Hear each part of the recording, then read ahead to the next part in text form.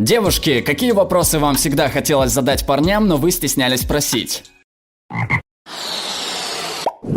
Мне всегда хотелось знать, что вы чувствуете, когда засовываете свой член в кого-либо. Представь, что ты суешь свой палец в большой теплый банановый пудинг. И еще представь, что твой палец в 10 раз более чувствителен, чем сейчас, и ты обожаешь банановые пудинги. Примерно так.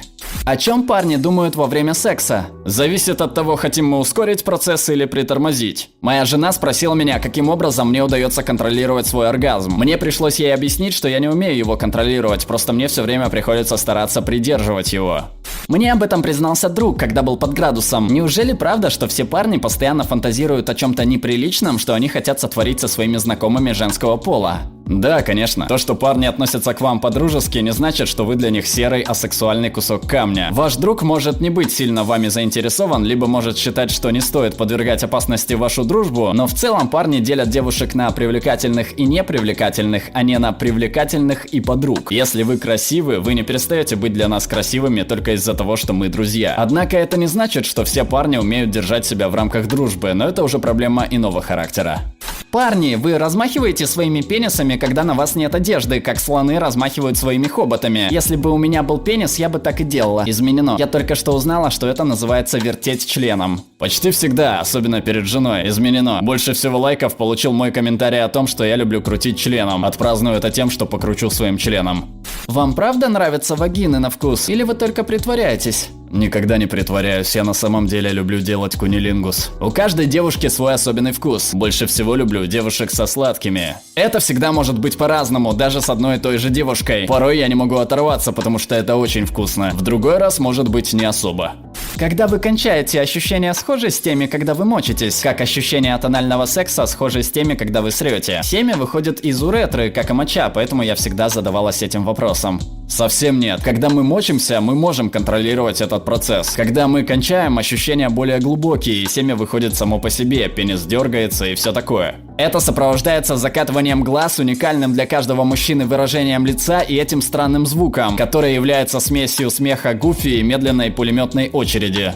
Вы обращаете внимание на наши недостатки, какие мы сами всегда замечаем? Например, когда вы трахаетесь, у вас может появиться мысль: фу, такой ужасный целлюлит, или эти растяжки такие противные, или кажется, она очень небрежно побрила свои ноги. Когда мы сидим на вас в позе наездника, вы можете заметить, что мы прибавили в весе пару килограмм. Только честно. Единственное, из-за чего у меня может пропасть желание, это сильная вонь. Нет, мне бы никогда не пришло в голову прекратить заниматься сексом из-за плохо выбритых ног или неудачного маникюра и т.п. Есть ли разница в ощущениях между различными вагинами? Да, конечно. То же самое, что и пенисы. Есть вагины шире, есть вагины уже. Есть очень влажные и есть более сухие. Как места, куда можно залезть и что увидеть. Разница точно есть. Это зависит от физических аспектов вагины, от внешней и внутренней текстуры, от уровня влажности и упругости. Каждая вагина уникальна. Почему большинство парней так сильно любят секс в позе собачки? Угол очень удобный, превосходный вид и возможность держать девушку за талию. Кроме того, висящие сиськи очень возбуждают.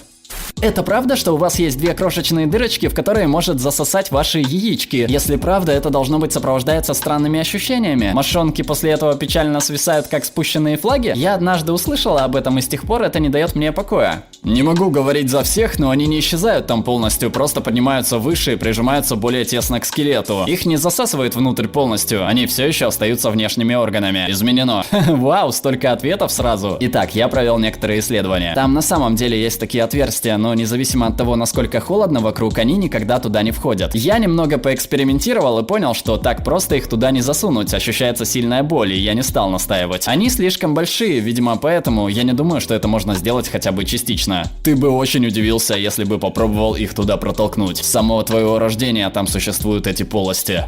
Как вам удается не раздавить ваши яйца и член, когда вы садитесь? Потому что они спереди, а не снизу. Почему все парни такие тихие во время секса? Мы годами мастурбировали в полной тишине, поэтому мы к этому привыкли. Мы никогда не станем смотреть порно, где мужчины слишком громко себя ведут. А еще многие годы мы смотрели порно с выключенным звуком.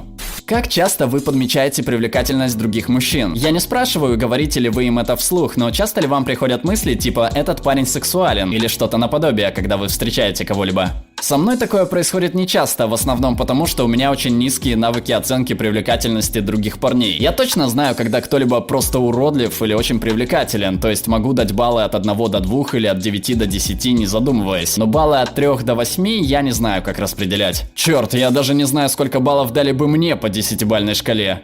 Вы бы почувствовали себя униженным, если бы девушка сделала вам предложение вступить в брак? Лично мне бы это понравилось. Естественно, если бы это не произошло внезапно, ни с того ни с сего. А вы кто такая вообще?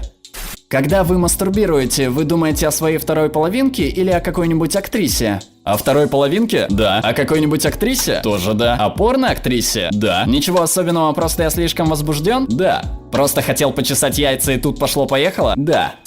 Когда вы мочитесь в писсуар, вы вытаскиваете только шланг или яйца тоже? Обычно только шланг, нет необходимости вытаскивать все. К тому же молнии немного недолюбливают яйца, поэтому им лучше встречаться как можно реже. Почему такое огромное количество мужчин стесняются размеров своих членов? Мы боимся, что не сможем доставить удовольствие партнерше, или что размеры наших органов уступают размерам ваших предыдущих партнеров. Это в основном продукт нашего собственного воображения, аналогично тому, как женщин волнует внешний вид их половых губ или симметричность их груди. Такие тревоги далеко не всегда бывают обоснованными, и они значительно усугубляются порнофильмами и современной культурой. Когда у мужчины не встает из-за выпитого спиртного, это значит, что он хочет, но не может? Он физически не способен достичь эрекции и поддержать ее. Алкоголь является сосудорасширяющим средством, поэтому буквально препятствует эрекции.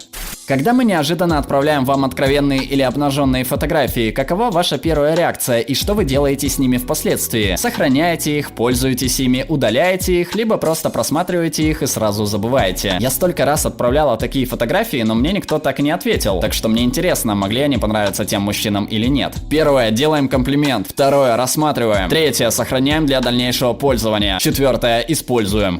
Какая поза секса лучше всех? Какая доставляет вам наибольшее удовольствие? Все это чистая геометрия. Рост одной из моих бывших был 172 сантиметра, у другой 152. С первой мы могли заниматься сексом стоя, со второй не могли. Единственное условие, применимое ко всем, это то, что я не хочу сильно сгибать свой член, и мне нужно свободное пространство перед моей головой. Может, женщинам и нравится наклонять голову назад или в сторону, но это точно не по мне. Лично мне больше всего нравится, когда девушка сверху, потому что я лежу и мне открывается шикарный вид. Что вы ждете в ответ на то, что отправляете фотографии своих членов? Если мы отправим вам фото наших кисок, это вас на самом деле может возбудить? Мы так закидываем удочку. Смысл в том, чтобы нам хоть что-нибудь ответили. Некоторые парни любят, когда им в ответ пишут что-то негативное и ожидают этого. Некоторые ждут комплиментов и вашей фотографии в ответ. Почти все мужчины были бы в восторге, если бы вы отправляли нам ваши откровенные фотографии, не дожидаясь запроса с нашей стороны. Да, вы правы, нас очень возбуждают фотографии ваших вагин. Вы оскорбитесь, если вас попросят помыть ваш член перед оральным сексом? Нет, если мы заранее договариваемся, что вы будете сосать член. Если вы попросите, я могу вашу машину за такое помыть. Помыть член – плевое дело. К тому же, мне гораздо больше нравится, когда это делают охотно, а не с выражением лица «фу, он ужасно воняет, но я не хочу показаться грубой, надеюсь, это скоро прекратится». Так что если его нужно помыть или побрить, если хотите, чтобы мы их чем-нибудь покрыли или нарисовали букву «С» на них, просто сообщайте заранее. Что угодно, что поможет вам и нам получить больше удовольствия от процесса. Что вы чувствуете, когда девушка касается ваших яиц? Почему это не нравится некоторым парням? Если вы случайно сделаете больно, это может испортить нам весь день. Вы ощущаете то, как висят ваши яички? На улице, летом, ощущение, будто на мне висит наволочка, а в ней 2 дохлые кошки. Есть ли для вас различия между вагинальным сексом и анальным? В смысле, для нас-то разница в ощущениях значительная, а для вас также? Различия просто огромные. Вагинальный намного мягче, относительно более гладкий и, как правило, меньше шероховатостей. Ощущения абсолютно разные, нельзя сказать, какая разница, дырка есть дырка, так как чувствительность разная, ширина отверстий разная, направления разные и т.п. Вы пробовали на вкус свою сперму? Если да, то вам понравилось? Ни разу в жизни. Я сделал это, потому что девушка сказала мне, что это ее очень возбудит. Я и не знал, что вкус настолько неприятный. Я пробовал на вкус вещи похуже, но по своей воле я бы такое повторять не стал. Только если партнерша скажет, что это возбудит ее. Да, пожалуйста. Вам нравится выражение наших лиц, когда мы делаем минет и смотрим на вас? Мне кажется, я ужасно выгляжу, когда делаю это. Вы сосете член. Ваши глаза могут коситься в разные стороны, вы можете издавать ужасные звуки, все это не важно. Делайте свое дело, а если нам это нравится, похуй на то, как вы при этом выглядите. Если девушка наденет бюстгальтер пушап, а вы приведете ее к себе и она снимет перед вами бюстгальтер, вы будете разочарованы? Или вы все это время знали, что она преувеличила размер своих прелестей? Или вам без разницы, потому что это все равно сиськи? Могу ответить вполне честно и откровенно, что когда девушка снимает свой бюстгальтер, я никогда не чувствую никакого разочарования. Если только оттуда не выпадут какие-нибудь салфетки, меня бы такое разочаровало. Или член.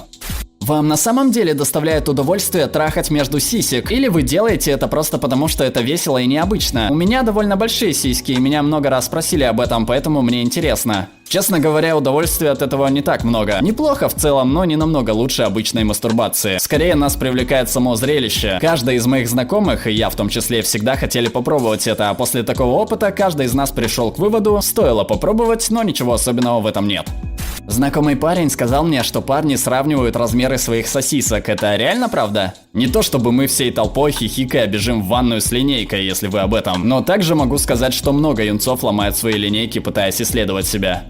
Что происходит с вашими яйцами, когда вы бежите? Они вызывают дискомфорт или вы их даже не замечаете? Мошонки — это очень странный орган. Он, по сути, имеет собственный мозг. Когда мы занимаемся спортом, они сжимаются до небольших размеров и ничуть нам не мешают. Когда мы отдыхаем, они тоже расслабляются и все свободно не спадает. А если серьезно, если выпадет такая возможность, просто посидите и понаблюдайте за яйцами. Эти чуваки почти никогда не находятся в состоянии покоя, двигаются почти все время. Что касается бега, то никакого дискомфорта или боли при этом не чувствуешь. Но по-настоящему херово, когда они болтаются под вами, а вы садитесь и давите их в смятку. Обязательно подпишитесь на наш канал, чтобы не пропустить новые суперинтересные обсуждения. Ну а пока предлагаем посмотреть другие наши видео.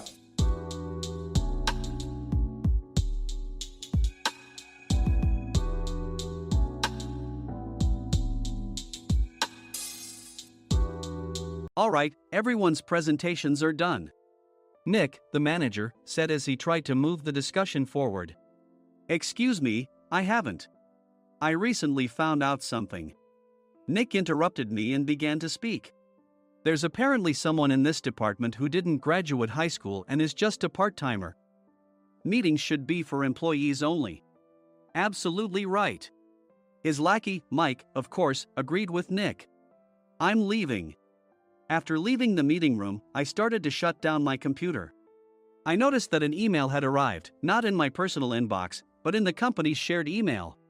Thinking, there's no point in speaking up, no one will listen, I went home quietly. The next day, I heard a commotion from Nick's desk. He was staring at his computer screen, his face pale. Nick? Is something wrong? Mike looked at the screen with him. And he turned even paler than Nick. Why is he so angry? Knowing the reason for Mike's distress, I thought to myself, serves them right. My name is Adam. My mother passed away when I was in the 9th grade, and I was raised by my father. Well, you could hardly call it being raised. After my mother passed, my father changed. He drowned his sorrows in alcohol, and though he still went to work, he squandered our living expenses on horse racing. Because of that, I had to start working part-time as soon as I entered high school. Every month, I went to the convenience store with bills in hand that couldn't be auto-deducted from my father's account. Even though I endured it because I didn't want to be alone, I reached my limit in my second year of high school and dropped out. I found a live-in job at a distant inn. Thank you for everything. The day I left home, my father, still staring at the TV, spoke. Take care. That was our last conversation. Back then, 18 wasn't the age of majority, so I needed my father's permission to work, and I couldn't hide my place of employment. Yet, my father never visited me even once. I kept working just to survive, and before I knew it, I was 42. Years of hard work paid off, and I was transferred to the headquarters. I was thrilled to be recognized by the company, as I thought I'd be working in the field until retirement due to my lack of formal education.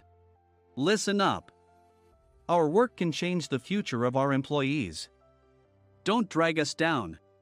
On my first day after the transfer, Nick, dressed in an expensive suit, spoke sternly. There was a reason for this. Our inn was located in a prominent tourist destination, known so well that everyone in the state could sing its commercial jingle. At its peak, we had 5 locations within the state. But that was long ago. Due to financial difficulties and aging facilities, only the place where I had worked for many years and the original establishment remained. I was prepared to lose my job anytime, but now there was a glimmer of hope. With the rise of social media, the tourist area where the inn was located started gaining attention again. Depending on how hard the sales department, where I was transferred, worked, we could either thrive or be forced to give up this prime location to the new hotel chains continuously popping up. For Nick, who had switched careers from another industry to strengthen our sales, this was a battle he couldn't afford to lose. I understood why he had to be strict. "I will do my best." Nick sneered at my enthusiastic declaration. "Did you not hear what I said?" "I'm sorry." I thought I was listening carefully. Out of habit from years of customer service, I apologized reflexively, though I had no idea what had offended him. Someone was watching me with a smirk. In this department, there are those who are expected to excel and those who have been shoved here because they have nowhere else to go. You are the latter. It was Mike, the section chief. He's 7 years younger, at 35. But he was called to headquarters much earlier than I was and had been moving around within the headquarters ever since. I'm not jealous, but I can't accept that he's my boss. Graduating from a prestigious university, he has an unusually high pride and caused many problems as a newbie, making things very difficult for me when I was the front desk leader. When I found out Mike was transferred to the sales department a month before me, I was disheartened. Mike is right. With just a middle school diploma, there's not much you can do. Don't even think about achieving results. As if I didn't exist, Nick remarked, "I'm thirsty." Mike eagerly ran to the coffee maker. It seems Mike is Nick's lackey. I regretted being happy about my transfer to headquarters, wishing I had stayed on site forever. Send a direct mail to every company on this list by the end of the day. Nick only assigned me tasks that even a new graduate could handle. What? There are over 1,000 companies. You want me to send to all of them by today?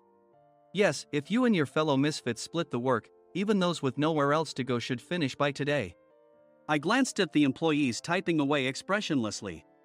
They were worn out from customer service, only thinking about leaving on time, or were women reassigned after having children, with zero motivation for work. Even Sam, a new graduate from the same university as Mike, who was supposed to be among the expected achievers, had no enthusiasm for the job, having joined the company wanting to do customer service. "I don't care what they say, I plan to quit any time," he said. Only Nick and Mike were highly motivated, making all the decisions between the two of them. I originally only wanted to work at the inn to survive and had no particular attachment to this job. I swallowed my words, thinking I had no right to reprimand them. About a month after the transfer, Nick told us with a frustrated look, "To commemorate the 50th anniversary, we've decided to create a plan exclusive for one group per day." Originally, Mike and I were supposed to come up with it, but our president, Mr. Thompson, insists on hearing everyone's opinions. "So, you all get a chance." As Nick explained, Mike began handing out prints. "Make sure not to embarrass Nick. If your ideas are half-baked, you'll have to redo them." It seemed that they had printed his handwritten notes by Mr. Thompson, which included several questions and a section for free responses. It made sense why Nick had to seek our input, given that all responses had to be submitted to Mr. Thompson. We were given a week to think about it, and a meeting was scheduled to compile our ideas. My plan is to let guests enjoy both the old and modern America. Nick began the presentations. Guests would watch a master confectioner at a nearby traditional sweet shop make sweets in front of them. The welcome drink would be premium tea in a bottle. Nick's plan was certainly attractive. After his presentation, Nick called on us to present in the order we were seated. Just as I stood up for my turn. "All right, everyone's presentations are done." "Excuse me, I haven't. I recently found out something." Nick interrupted me. "There's someone in this department who didn't graduate high school and is just a part-timer." He was likely talking about me. I joined the company as a part-timer and was made a full-time employee when I turned 20. That was 20 years ago, so Nick and Mike probably had no chance to know until recently. Meetings should be for employees only. Absolutely right. After that, Nick kept creating opportunities to solicit everyone's opinions, purposefully excluding me from speaking. The meeting unexpectedly heated up and went past the scheduled end time. A few people asked to leave, and the discussion continued with the remaining few. "Still here?" Normally, you'd leave in that situation. Though I had no attachment to the job initially, hearing kind words from customers made me want to make them happier. For someone like me, with nowhere to go, the inn was my home and customer service was my life. I felt pathetic about my current self. I'm leaving. I left the conference room and started shutting down my computer. I noticed an email had arrived, not in my personal inbox, but in the company's shared email. Thinking no one would listen to what I had to say anyway, I quietly went home. The next day, while preparing the DM as instructed, I heard a commotion from Nick's desk. In his haste to stand up, he hit his knee on the desk. He stared at his computer screen, his face pale. "Nick? What's wrong?" Mike, thinking he should be the first to rush over, approached Nick while still wearing his coat. He peered at the screen with Nick. And he turned even paler than Nick. Why is he so angry? Who is responsible for this company? Nick, more irritated than ever, asked, and Mike answered without checking. Probably Sam. Sam wasn't there because he was attending a morning training session for new hires. Nick gave up on getting angry and returned his gaze to the screen. They were looking at an email that arrived right after the end of the working day yesterday. Apparently, no one, including me, had checked it before leaving. The email was from a large company that used us for their annual employee trips. The president and executives of that company also frequently used our services personally. President of the company, Mr. Mason himself, had declared that neither he nor his company would ever use our services again. Well, some companies cancel their employee trips or stop using our services due to financial struggles. Let's just move on. Mike kept wiping the sweat from his forehead with a handkerchief. Knowing why Mike was so agitated, I quietly watched their interaction. Do you know how much revenue we get from that company? We can find other guests to fill the rooms, but we'll lose the banquet costs, gift shop revenue, rental car fees, and more. Moreover, the gifts were supposed to be prepared by the traditional confectionery shop involved in Nick's proposed plan. If it's known that we incurred such a huge loss at this critical time, Nick's position in the company would be jeopardized. Nick took a deep breath, seemingly trying to calm himself. All right, Mike. Go to New York right now and apologize to Mr. Mason. What? You're coming with me, right? I have urgent work to do. I trust you, which is why I'm entrusting this to you. Please. Mike, believing Nick's sincerity, agreed with a determined look on his face, saying, yes. That's Nick for you.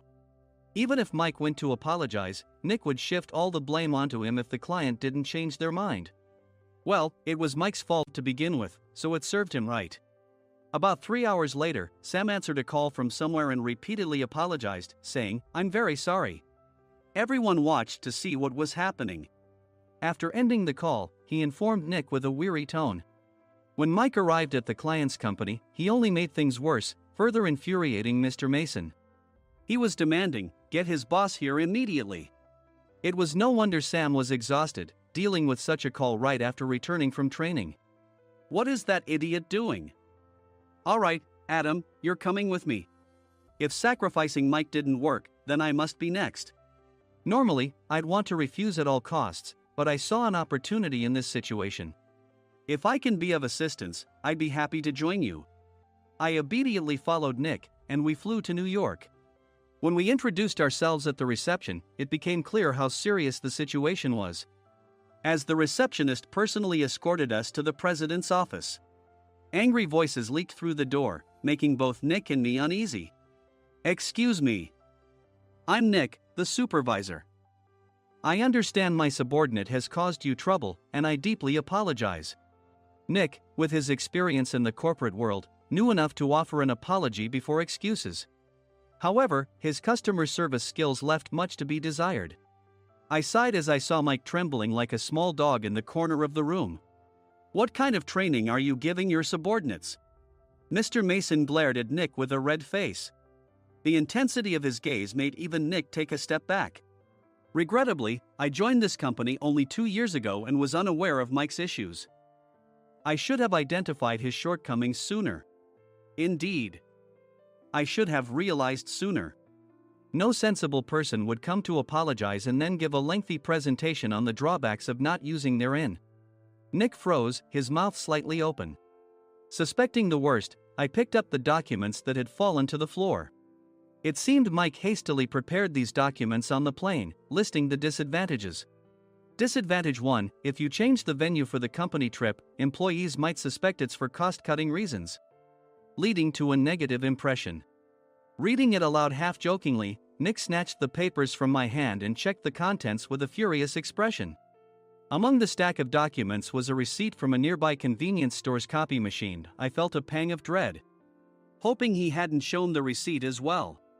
What do you think he said when I asked what kind of nerve he had to do this? I'm very sorry. Faced with the dire situation, Nick must have thought there was nothing left to do but apologize. In a voice smaller than I'd ever heard from him, he uttered words of apology. He said, "I'm a Harvard graduate.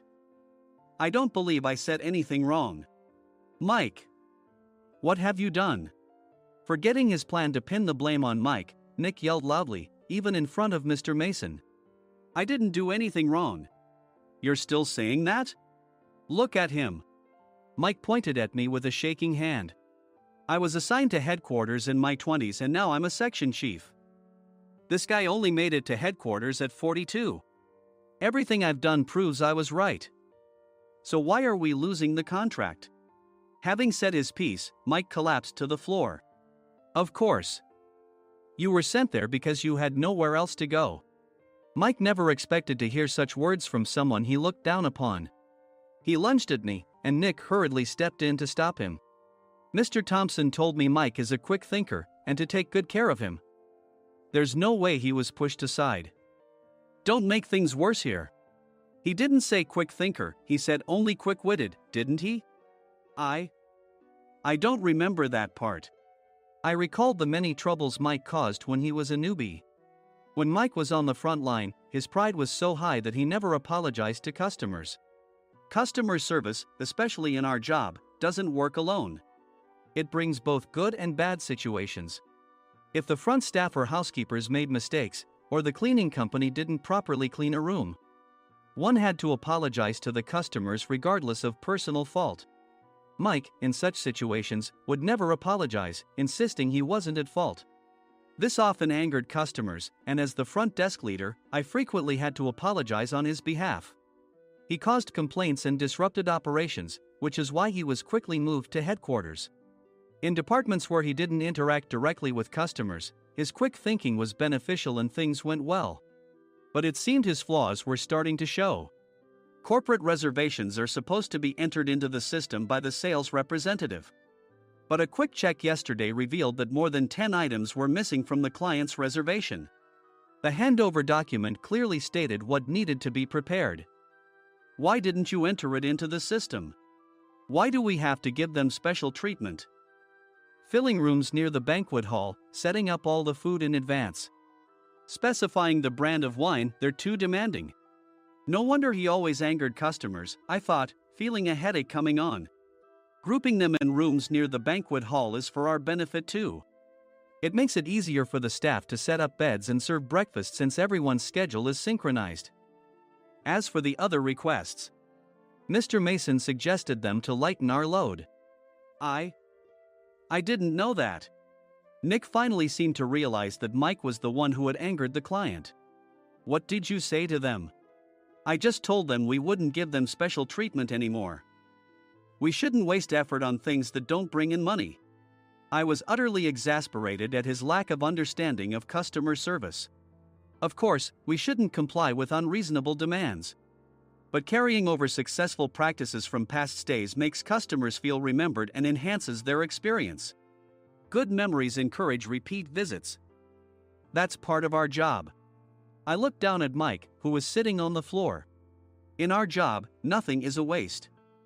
Mr. Thompson likely moved you to the sales department, hoping you'd finally understand this. How do you think he feels now that you failed to meet his expectations? Mike, tears in his eyes, fled the president's office. I was amazed he still hadn't apologized.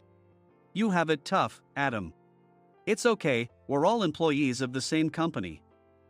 I deeply apologize for this disrespectful incident. Especially after all the care you've shown us. If it weren't for you, Adam, I really would have stopped staying here. When I heard you were moving to the sales department, I was willing to reconsider if you handled it. Seeing us talk so amicably, Nick's face contorted. Do you two know each other? Adam's service is excellent. I always requested him specifically. Normally, we don't accept specific staff requests, but we made an exception for Mr. Mason, adjusting my shifts accordingly. He had personally stayed at our hotel just before my transfer, and during casual conversation, I mentioned, I'm moving to the sales department soon. If I hadn't told him then, things could have been much worse. Please continue to take care of us. I look forward to it. On the return flight, Nick awkwardly offered me a can of beer. It's still working hours. Of course, I had no intention of forgiving him for a single beer. Nick might try to pin everything on Mike and avoid any consequences. While pondering this, a startling fact came to light. Nick, the tea bottles for the plan have arrived. I handed Nick a bottle labeled with our inn's name. They look good. What are you talking about? These are plastic bottles. I had assumed we would use the trendy, high-end bottling tea. But what arrived were ordinary plastic bottles of tea with customized labels. The only unique aspect was the label, which had the inn's name, making it look customized. Upon further investigation, I discovered that a substantial amount of money was set to be paid to the tea company. It was priced like bottling tea. Does this plastic bottle really cost $100 each? The tea inside is specially blended for us. The extra cost is for that. Wouldn't it be better to use another tea company? Or is there a specific reason we must use this one? As Nick continued to make excuses, I showed him a printed email. I informed the tea company's president, Mr. Mitchell, that we discovered irregular payments and he confessed. He said you two were high school classmates and planned to split the extra money. That idiot. Why did he confess? That's not important. You should worry about yourself, this could turn into a police matter. Opening the bottle cap, I suggested. How about calming down with this tea? It supposedly has a relaxing effect. Nick drank the tea frantically. In the following days, decisions were made about their fates. Mike was reassigned to the General Affairs Department, with no chance of transfer or promotion, as per Mr. Thompson's orders. As for Nick, since the payment to the tea company hadn't yet been made, he narrowly avoided legal trouble. Instead, he was encouraged to leave the company, and to avoid further complications, Nick submitted his resignation. Rumor has it that connections between HR departments have made it difficult for him to find new employment. Even though it was good to have those two gone, something unexpected happened in the sales department. Everyone became motivated and united in refining the 50th anniversary plan. In the end, my plan was adopted. We collaborated with the Tourist Information Center to provide personalized guides. The plan, tailored to the number of guests, was truly special for the 50th anniversary. Hey, is Adam's family coming to stay?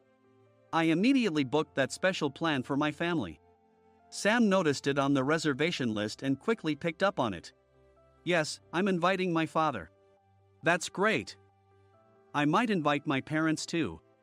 I lacked the courage to face my father just as Adam. But here, with the confidence Mr. Mason praised, I felt ready. The 50th anniversary plan was a perfect opportunity to reconnect with my father. I hoped to bring back the days when we could laugh together as we once did.